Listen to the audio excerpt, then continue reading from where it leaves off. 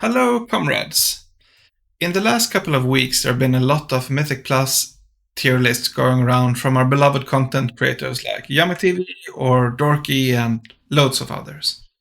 The problem they have with their tier list, and they do state this, is that those tier lists are about what you're gonna expect to see in the absolute top tier of keys. But you and I, being honest with ourselves, we're not going to be doing 27 Plaguefalls this season. We are looking to get our weekly chest from a plus 15 down, right? So this is going to be the weekly plus 15 who do you invite in your PUG group tier list. Starting off with a strong pick, we're going to put the bear tank. The bear tank has a really low skill, a really high skill floor. Can they press 2 buttons? They are generally good to go and are going to be fairly immortal the dungeon through. The Blood Death Knight is a trickier one. The Blood Death Knight is a hard one to play, but you also in general see people who are fairly good at playing Blood Death Knight. They are also, if you do find one that is good, they are kind of self-sufficient, and like when your holy paladin is off in a corner somewhere, like looking at his winter ability not being used properly in the mass pulls, like the Blood Death Knight is just like good to go. He can heal himself. The Prot Paladin though, that is going to be our worst tank, and I'm putting it in the D tier. Like the Prot Paladin can go in and they can just smash the damage meter. But the problem is that like when your holy paladin in the corner is just like watching Netflix on the other screen, 2 globals later and the holy paladin has gone from 100 HP, 100% HP, and is just now dead. Like it's a risky pick. The Prot Warrior is also another one that I'm gonna put in the A tier. Like they do respectable damage. They are fairly hard to fail at. They are also fairly hard to like excel at, but like if they can press shield block on cooldown, they are generally fine, you know? The Vengeance Demon Hunter is another one that's just like, it's really hard to fail. They do good damage, they have some nice utility if you ever use it, and like it's gonna be a good pick.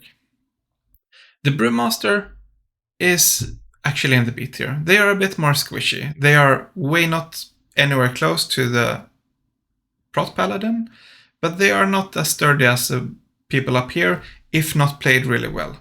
And they have a tendency to make some healers get a heart attack and do some weird things, and then they will sheet torpedo like way too far and like jump over the edge in Halls of Atonement. Like things happen. Brewmasters are a really good tank when played well, but for the plus 15 PUG, not always so sure, you know.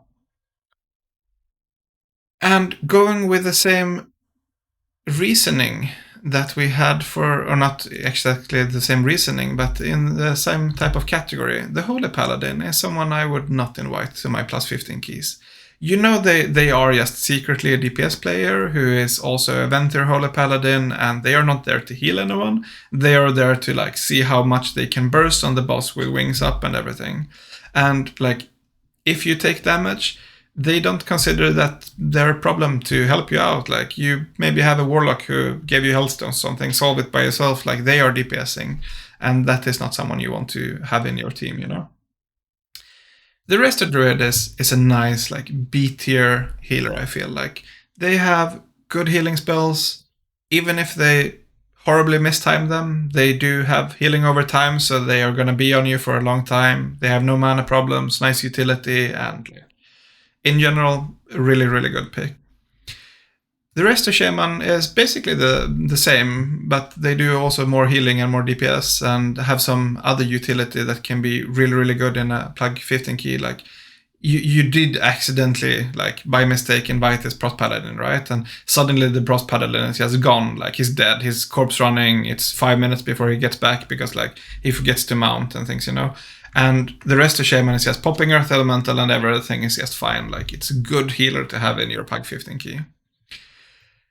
Holy Priest, nice healing output in general. Like they are steady, you know. Like it's nothing complicated with them. They do nice healing, and when you have like your hunter who's just standing in mechanic somewhere, Sometimes the priest will accidentally life grip them to a place where like the hunter is just confused, so he runs back into the fire because he didn't understand why he got displaced. But like the holy priest tried, like we can't blame them for trying. The disc priest is gonna go into the D tier, however. Like disc priests are awesome. It's one of my favorite healers to play, but the problem is like when you invite them to a PUG key, if not played well, they can really struggle, and like the tank is not getting enough healing because the tank is standing in all the mechanics without mitigation, and like then the tank is panicking, and yeah, it can be a bit of a struggle, to be honest. However, our last pick, like I know you guys are probably expecting me to put the Mistweaver down here, but no, it's actually gonna be fairly high up. It's our only S tier healer, and the reason for this is fairly simple. Do you ever play with a Mistweaver? Do you ever see one? I heard they exist, and for that reason, like if you do accidentally find a Mistweaver, they probably played them since Pandora, right? They are spending their entire days hanging out on the Peak of Serenity Discord, like doing spreadsheets and like bug fixing, and like they are invested. And this is like this healer who has applied to your 15 PUG, this is a healer who's doing like, he could do 20, 22, maybe even 25 keys, But like nobody in that tier will accept him. Like nobody knows what the Mistweaver is in the plus 20 PUG.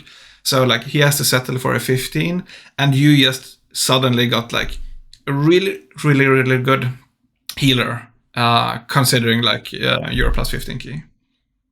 So now we have healer and tank team established. Let's go into the DPS and see who you want to invite. Starting off with the warlocks. We have Demonology, and Demonology is gonna be a D tier DPSer. The reason, do anyone play Demonology? Like, if they, like, any reliable player would probably playing Destro or Affliction. So, like, if they're playing Demonology, they could be just pumping, like, they could be like a Demonology main, been playing it since they had Metamorphosis and were just blasting. But more likely, they just don't know that they have 3 DPS specs, and I'm a bit scared. I'm gonna admit that. I'm a bit scared inviting a Demonology Warlock. Affliction is gonna be C tier. Like, the problem is dots. Dots don't necessarily translate too well to a 15 because things in general die too quickly. Like, it could be fine, Like, I know they have some changes and stuff, but haven't been too impressed with Affliction this far in PUGs. Destro, on the other hand, is like, it's like they wish they were a fire mage, but they are not. But in this type of content, they are actually performing better than a fire mage, because the fire mage is, we're gonna get into that when we get to the fire mage. But the Destro Warlock can be blasting. They also offer up things like Healthstone, so they have a battle res when your Proth Paladin accidentally dies, and the Destro Warlock just is super quick on resing him before he releases a second later. So my favorite Warlock spec is gonna be Destro. Looking at the mages, we're gonna start with... No, we're gonna save fire for last. So we're gonna start off with the Arcane Mage. So Arcane Mage has gotten really popular this tier, and there are some Kyrian Arcane Mages doing some shenanigans numbers, and they can be really fun. Like, you never... Like, the Arcane Mage could be up here, just be blasting, Like, they are really good at 5 target packs, which is kind of what you're gonna expect in a plus 15. But they are also prone to doing like 200k damage in basically a global, which makes them over aggro, and the tank panics, and the tank don't have mass taunt, and like everybody is just like, ooh, this is hard. The mage is blinking away, he's pulling randomly mobs, and then he ice blocks, and it's like, this is not my problem, hitting instant invis, and like suddenly it's a wipe, So therefore it goes down to the beer tier. Frost, however, is my A tier pick, and I would maybe even put Frost up at an S tier for our weekly keys, but it would also go down to a D tier for Sanguine. But yeah, we're gonna go for it. We're gonna put it, it's our first S tier pick for your plus 15 keys. So the S tier Frost Mage, they do a couple of things. Like the slows they give to the team, or for the tank, most of it actually, is really nice to have when you have a tank who is maybe not that great. And that is kind of what we are expecting, right? We are not expecting MDI performance from our plus 15 tank. So having slows, they suddenly realize that they're 10% and need to run away, and the Frost Mage is just like helping them so much doing that. Frost Mages also have absolutely zero cooldowns to play around. Like they have their cooldowns up for basically every pack. They are really good around that like 5-6 mob mark that we are expecting in the plus 15. And in general, like not too hard to play. Like you see button light up on your keyboard or like in your UI, and then you press it and you do some really pumping DPS. The Fire Mage is D tier. Yeah, so this might surprise you, but the problem with Fire is that they need to be played around. And we are not playing around Fire Mages in our plus 15 key. The Fire Mage is gonna see the tank pull 3 mobs, and they are like, no, my combustion, I only combust if it's at least 10 targets. And suddenly you are 30 minutes into the dungeon, you are at the last boss, and like the Fire Mage has never found a place where there were 10 mobs and never combusted in his life. You know? That is my typical Fire Mage experience. It's also like, I guess less this patch, but last patch a lot of flavor of the month players playing Fire Mage. So like, it's a risky pick in this this level of key. Like you're gonna find a lot of really bad Fire Mages. The Balance Druid is also flavor of the month. Not too complicated to play. Have some nice things. They're gonna be it's a tricky one. I'm gonna put them in the B tier. Like in general, they do perform really well in PUGs. And if you do accidentally find a Balanced Druid who has by mistake picked Treants in his talent tree, that can actually move them up to A tier. Like Treants can save a PUG in this level of key. The problem is 80% of Balanced Druids don't play it because like they are not there to support the tank, you know. Like, that's not their role. They don't know how to do that. And looking into our other range DPSers, we do have the Marksman Hunter. So the Marksmanship Hunter is gonna be solid big tier. They do good damage. They are generally hard to like misplay too much. They don't contribute too much. Like accidentally, they will misdirect the tank once in a while, and also the healer in a 15 key. It has happened, but you know, like it's they are generally okay. The Beastmaster is gonna be. No, it actually goes down to the C tier. So Beastmaster is a B tier. Like I put them about equivalent to the Marksmanship, but they have pets. And you know, you're going to be in that Necrotic Wake. You're trying to do the skip on the stones before the second boss in Necrotic Wake. And the Hunter forgets to dismiss pets, and the pet is pulling like 4 packs, and suddenly it's a wipe, you know? Like that's the life of the pet classes in the 15 keys. Another interesting and really hard to place pick is the Windwalker. I will place the Windwalker in the A tier. They do play really well around that like 5 targets being target capped for most of their damage. They also have CDs that come up fairly often and are not too complicated to do okay DPS with. They are really hard to do like excellent DPS with, but we are not really needing excellent DPS for our 15 key. Windwalker is also like Mistweaver, you know? Like people generally don't play too much Windwalker. I guess this patch kinda put a dent in that, but that kind of also means that the people you find playing Windwalker, they have played it for a few patches and like maybe like a few expansions, being honest. And in general, I feel pretty good about them. We did forget a couple of range DPS, I realized now. And I mean, they are really easy to forget because I can't remember when I played with Shadow Priest last. So, you know, I mean, Shadow Priest are actually pumping. They do really good damage, especially single target. And since we're going to be doing those tyrannical keys now too, I actually think that Shadow Priest are a really good choice. And during bursting weeks, if you accidentally find a Shadow Priest like that knows how to mess this spell, I would like during those specific weeks I would put them up here somewhere. But in general, I think Shadow Priest is a nice B tier pick. They also can do some skips with Mind Soothe, which can be useful at times.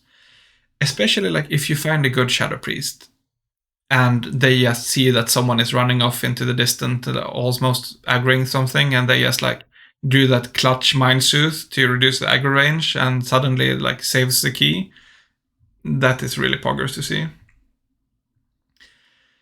And we do have one ranged left, but I'm gonna take that one a little bit later. So looking into our rogues, rogue is gonna be pretty much up here in the B tier.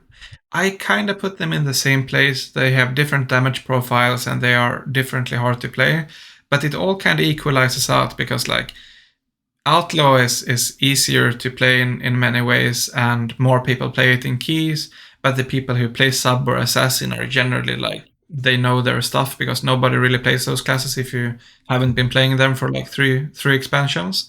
So in the end, in the 15 key, they kind of all equal to me. They also have things like Shroud, which in general in this key is more of a burden because the rogue just decides that now we're gonna skip, and like your marksmanship hunter is just like watching Netflix, not reacting, and suddenly 4 people have skipped, and the marksmanship hunter is just like, he's just back there. There are now 100 mobs between the hunter and you are just like, gonna have to form on the rest of the dungeon while the hunter keeps watching Netflix. Like, and it's a burden, like having Shroud. DKs are gonna be yeah, I would put DKs in the B tier. And the DK is something you can generally ignore, which is a good thing. Like, they do good damage. They have good personals and personal survivability, and they are like not popular enough that they are flavor of the month, and that kind of means that people who play them are generally okay. And like you just forget that you have a DK in the team, and at the end of the run they have been top DPSing and like taking no damage, and like that's my experience playing with DK. So like I'm always safe picking a DK for my team. I'm never like super happy that I found one, but I always like, oh nice, we are 4 people in this dungeon, and that like and the DK who is like just automated, like we are just, that's nice. So looking at the last specs we do have, we gonna put the Retri Paladin and D tier. So Retri is actually no, we're gonna be nice. Like Paladins do, like sometimes you find a Paladin that actually knows what the spell is doing, but you also will find the Paladin who accidentally bubbles the tank and stuff. Like it's a bit of a risky pick, but they do good damage. They have some nice utility. Played well, they can really contribute to the key. They also prone to over aggro a bit, but they also have bubble when they over aggro, which usually saves the day. So it's an okay choice. Feral is like, I kind of want to like put it with a Windwalker, right? Like nobody plays Feral. Like the people who play Feral has been playing like Cat since vanilla, and just been like, they are trolling the forum saying that like we need buffs and everything. The problem is that they are a bleed based class, so they kind of like come here with the Affliction Warlock, but they're also a bleed based class who is not really doing too much damage with their bleeds. So in the end, I'm putting it in the D tier because dot classes are not performing well when packs die too quickly. Enhancement Shaman is also something I'm gonna put together with a Retro Paladin in C tier.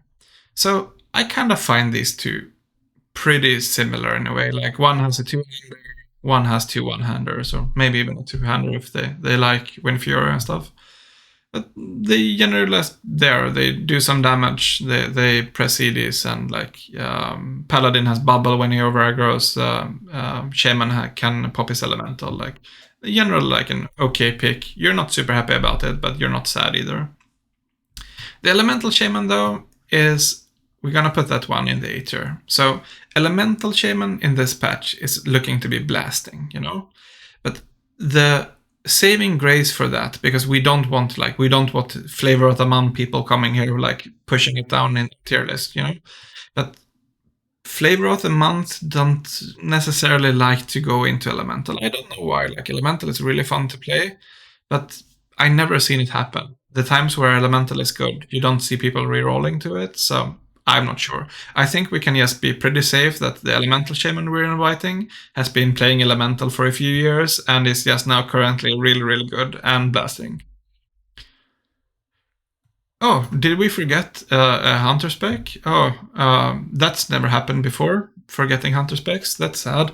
Okay, so where are we putting Year of the Spear? I'm putting Year of the Spear in the A tier, and like I'm putting it together with the Windwalker, and basically for the same reason. Like you don't really see people play survival, and that generally means that when you do find one, and they are usually blasting, like maybe don't contribute too much to like CC and great utility and things. They do have trap and stuff like that, but they generally do like good damage in my opinion. Like rarely have I invited a survival hunter who has been like uh, not performing anywhere. Like they are generally okay. That's what I'm trying to say. So we only got 3 picks left. This is actually going really, really well. So we're gonna start off with arms. And arms is gonna be a D tier. And the reason for that is because why are they not playing Fury? And that is kind of as simple as this. Like Fury is performing so much better in general on Mythic Plus. And like if you find people who are playing arms, it's like they're kind of trolling, Like Fury is like great DPS. It's also like really high skill floor. It's really hard to not do okay damage as Fury. You basically just smash your keyboard with one hand, and you're doing like 5k DPS easy. The problem with Fury, and the reason they don't go up to the A tier, is that Fury also have a tendency to over aggro in the first global by popping all their CDs, and they rip threat, and now they are dead. And dead players do no damage. So that is the thing to look out for. You kind of don't want to pair Fury if you have like a low DPS tank. Like bears can be high DPS, but they can also struggle outside their CDs. And blood is kind of sketchy on aggro a lot of the time because they do not do great DPS, sadly. And Havoc is going to end up together with Fury for basically the same reasoning. Like they are really hard to misplay. They do okay damage by just like smashing your keyboard, and they also are prone to over aggro in the first global by running in with an instant eye beam. So this is my plus 15 PUG tier list, and who I would suggest you invite based on knowing nothing about the player or the person like running the character, So this is how I would rank people, and I hope you have appreciated it, and you all have a good day.